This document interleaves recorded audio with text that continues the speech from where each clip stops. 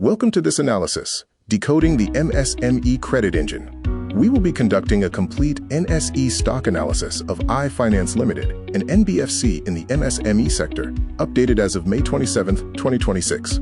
Aye Finance entered the public market on February 16, 2026, with an IPO price band of 122 to 129 rupees. It is listed on both the NSE and BSE. The core engine is exclusively banking the unbanked, providing capital to various small business owners and rural entrepreneurs. Marquee investors include Alphabet's Capital G and Goldman Sachs. Aye Finance is positioned to bridge the missing middle, over 6 crore underserved MSMEs, representing a trillion rupee credit gap. These businesses are too large for microfinance, yet too informal for traditional banks due to strict ITR demands. Aye Finance has a strong presence across India, with over 568 branches in 18 states and 3 union territories. Their product ecosystem includes secured MSME loans, unsecured rapid business capital, and niche products like Shakti loans for women entrepreneurs.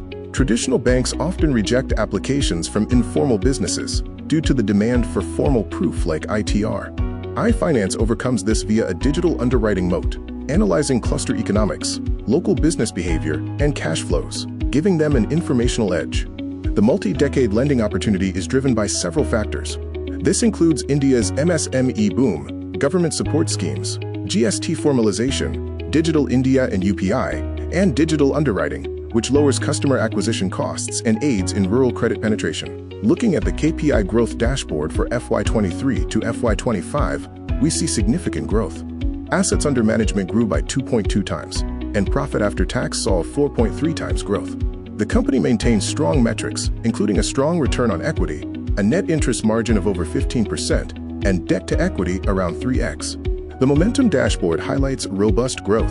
Year-over-year net profit growth is up 111%, while quarter-over-quarter is 101%. This triple-digit growth signals powerful operating leverage kicking in for the company.